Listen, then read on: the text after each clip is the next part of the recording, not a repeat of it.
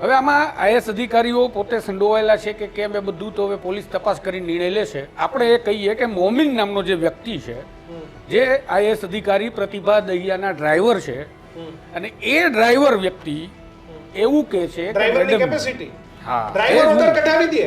આ કાગળ એક મિનિટ કરી છે. આ કાગળ હાથમાં શું થયું સર? તમારા હાથમાં આ એક જે સ્ક્રીનશોટ છે એમાં ઉપર તમે અહીંયા સ્પષ્ટતાથી જોઈ શકશો. આપણા વિડીયોમાં હા, સ્ક્રીન પર પણ લઈએ તો ઉપર સ્પષ્ટતાથી તમે જુઓ કે મોમિન ડ્રાઈવર જે છે એના નંબર પણ અમારી પાસે છે, એ કન્ફર્મ છે. એ જ વ્યક્તિ શું થયું સાહેબ વાત કરી હતી, મારે સવારે આપવાના હતા, પછી કે મને તમે કરાવો સાહેબ પ્લીઝ 50નું કરાવજો.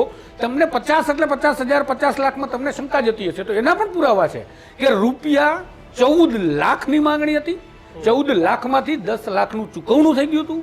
બાકીના 4 લાખ હુકમ થતાની સાથે ચૂકવવાના હતા, અને એ 4 લાખ જ્યારે હુકમ થાય ત્યારે ચૂકવવાનો પ્રશ્ન હતો ને ત્યાં પેચ ફસાણો, અને એ પેચ ફસાણો એના કારણે આખા કૌભાંડની વાત છે. તમે જુઓ મોમિનની ચેકમાં સ્પષ્ટ લખે છે. આ વહીવટ પહેલાની ચેક જેની વાત કરી રહ્યા છે એમાં લખે છે આ સુધી ઓર્ડર નથી થયો, ખાલી પહેલા સેટિંગ બોર્ડ શરૂઆત છે. ચાલો one by one step by step સમજીએ તું સર. એટલે ઓર્ડર પછીની ચેક નહીં, પહેલા વહીવટ પહેલાની ચેક છે ને પહેલાની ચેક રાખો. એ એક આપણે વાંચીએ. તુષારભાઈ ચેક તમે વાંચો વહીવટ તો પહેલા. મોમિન જો તમે સ્પષ્ટ લખે છે 3:18 વાગે પહેલો મેસેજ છે ઓકે સાહેબ શું થયું 8:29 રાત્રે. પછી પાછો કે છે સર વાત કરી હતી, મારે સવારે આપવાના હતા. એના પછી 31 તારીખે બે ક્વેશ્ચન માર્ક મોકલે છે, એટલે કહેવા માંગતો હશે કે ભાઈ ક્યાં પહોંચ્યું આમ.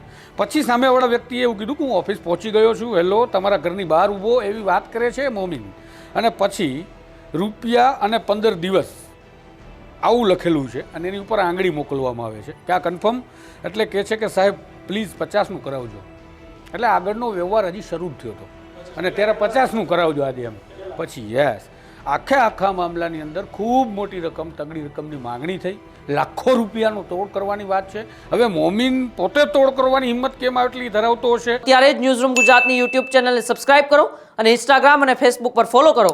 અપડેટ રહો, સત્યની સાથે રહો.